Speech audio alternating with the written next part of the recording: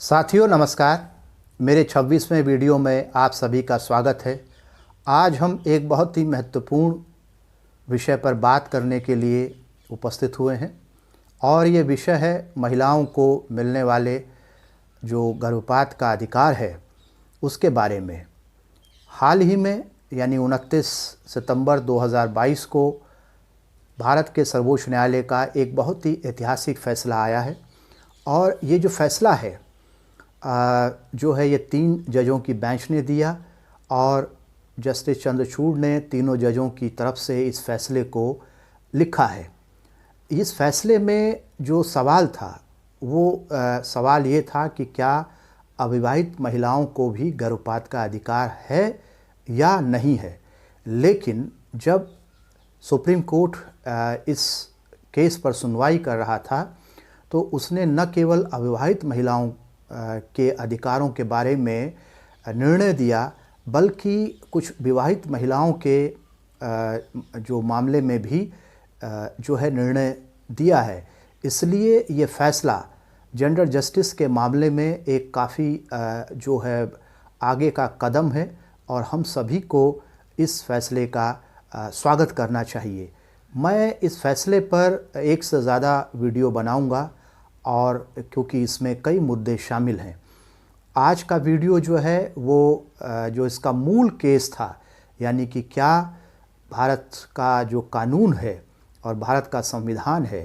वह अविवाहित महिलाओं को गर्भपात का अधिकार देता है कि नहीं देता है, वह भी उस केस में जबकि उनके साथ बलात्कार नहीं हुआ हो, वो किसी मेंटल इलनेस या मेंटल रिटार्डेशन के शिकार न हो, जो है क्या तब भी उन्हें और वो जो उनके पेट में बच्चा है वो कंसेंशुअल सेक्सुअल रिलेशन के परिणाम स्वरूप आया हुआ हो, तब भी क्या जो अविवाहित महिलाएं हैं उन्हें गर्भपात का अधिकार है या नहीं है। जो है पहले हम 2-3 बातों को समझ लेते हैं और ख़ास तौर पर जो हमारे कई ऐसे दर्शक हो सकते हैं जिन्हें इस केस के बारे में, इस केस से जुड़ी हुई ज़रूरी चीज़ों के बारे में जानकारी न हो, तो मैं कोशिश करता हूं कि आपको जो ये डिसीजन है वहाँ से कुछ ज़रूरी जो सूचनाएं हैं वो आप तक पहुँचा दूँ। पहला सूचना यह है जो सवाल के रूप में आप सबके सामने रख रहा हूँ कि गर्भपात कौन सी महिलाएं करवा सकती हैं, यानी गर्भपात वो करवा सकें इसके लिए क्या कंडीशंस हैं। तो भारत सरकार ने जो कानून बनाया है उसके हिसाब से जो है कुछ कंडीशंस हैं जिन कंडीशंस में कोई महिला या लड़की जो है वो गर्भपात करवा सकती है।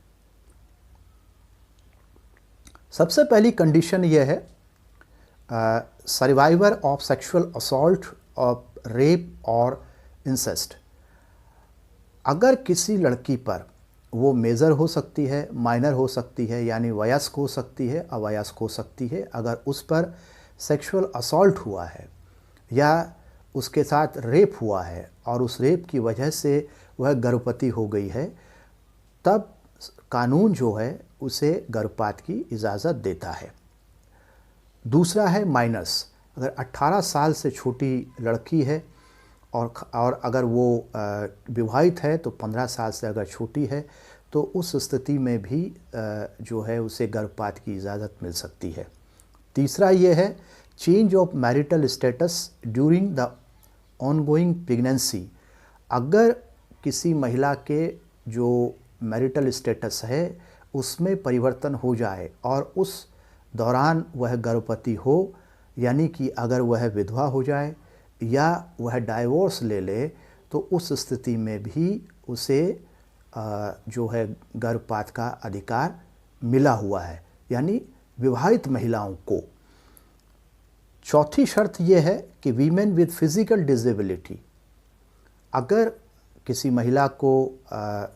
जो है कोई ऐसी ख़ास तरह की शारीरिक अक्षमता है, वह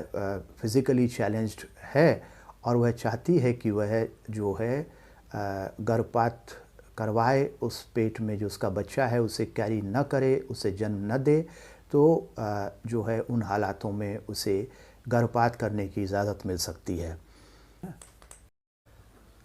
जो पांचवी शर्त है वो यह है कि mentally ill women including mental retardation, अगर कोई महिला मेंटली इलनेस से जो है पीड़ित है या मेंटली रिटार्डेड है तो उसको भी गर्भपात की इजाज़त मिल सकती है। और अंतिम और छठी शर्त यह है कि अगर कोई जो महिला है उसके पेट में गर्भ है और वह गर्भ जो है किसी बीमारी से पीड़ित है और ऐसी बीमारी से पीड़ित है कि जो है जन्म लेने के बाद भी वह जो है फिज़िकल और मेंटल एबनॉर्मलिटीज़ उसमें होंगी, तो उस बच्चे के गर्भपात की इजाज़त जो है महिला को मिल सकती है। अंतिम शर्त यह है कि अगर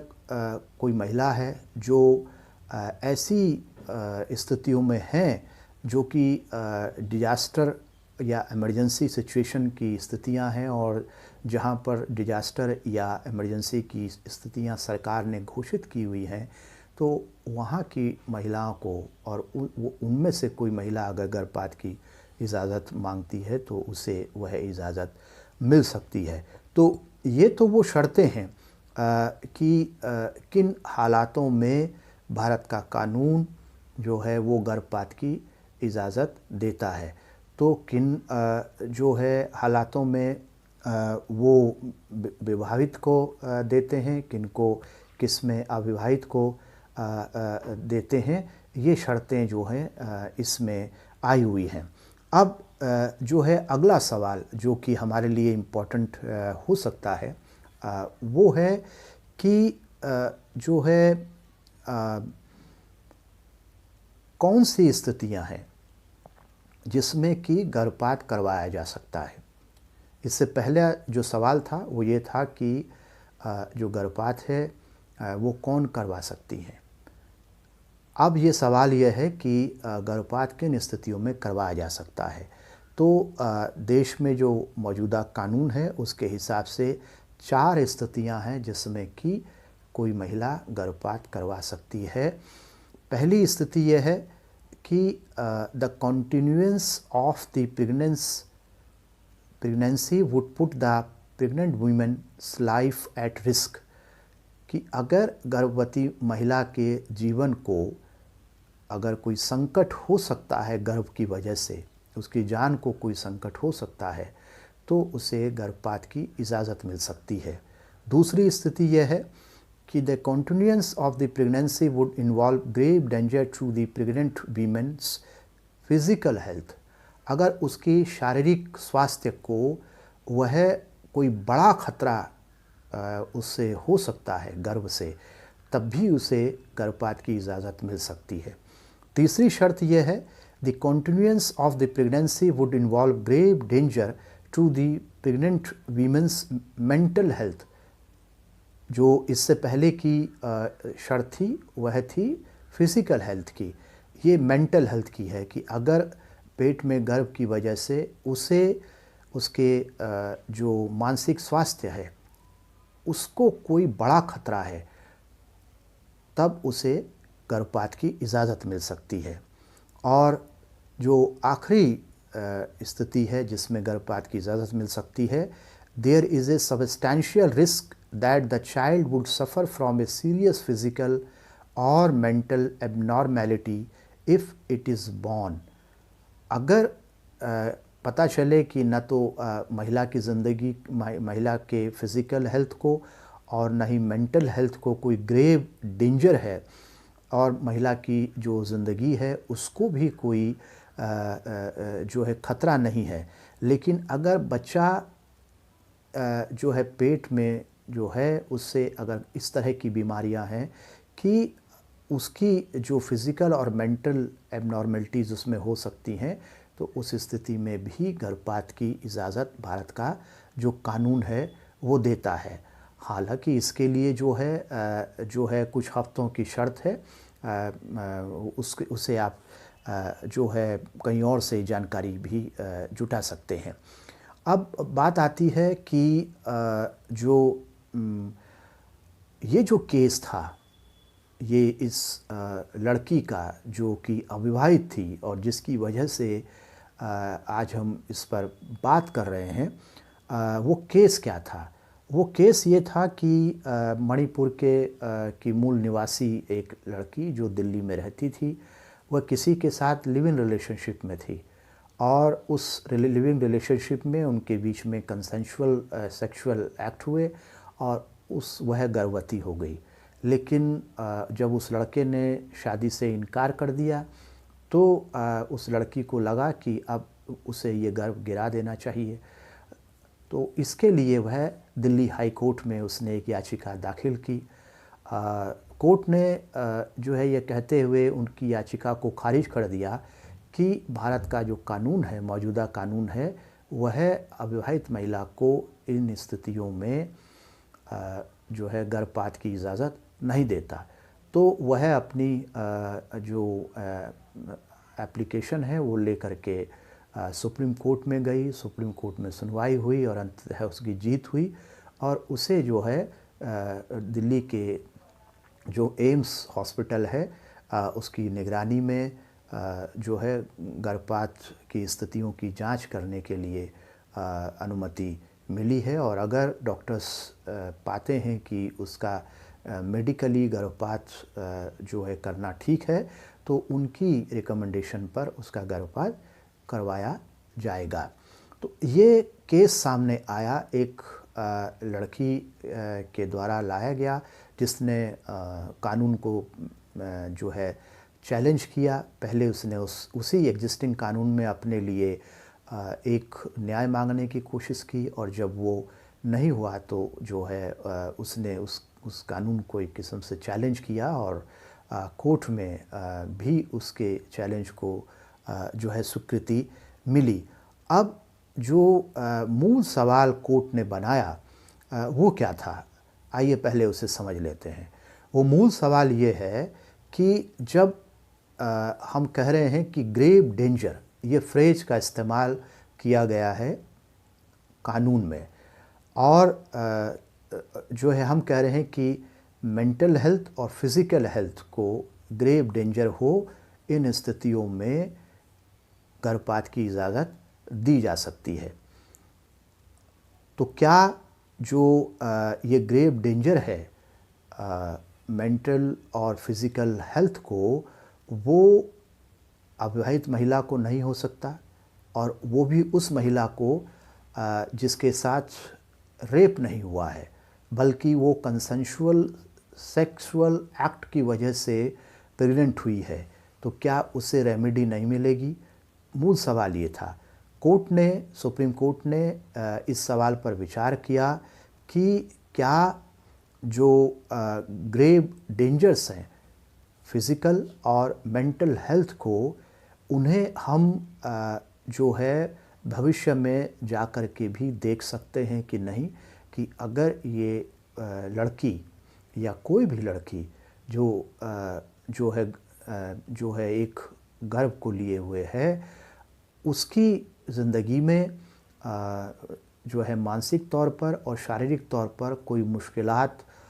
उस गर्भ की वजह से आ सकते हैं कि नहीं आ सकती है। और अगर वो लड़की कह रही है कि हाँ ऐसे मुश्किलात उसकी ज़िंदगी में आएंगे, तो क्या उसके इस बात को न मानने का कोई आधार कानून के पास और राज्य सरकारों के पास में या राज्य के पास में है या नहीं? ये एक मूल सवाल जो है बनाया गया और उस पर सुप्रीम कोर्ट के द्वारा जो है बहस की गई और उसके बाद उस पर जो है फैसला आया है। तो आज के इस वीडियो में अभी हम इतनी ही बात करेंगे कि केस क्या था और उसमें जो है गर्भपात की इजाज़त किनको थी, किनको है, और किन स्थितियों में गर्भपात की इजाज़त है, और चैलेंज जब इसको किया गया तो किस आधार पर किया गया, और इस जो जो एग्जिस्टिंग लॉ है और एग्जिस्टिंग रूल हैं उसको रिव्यू करने के लिए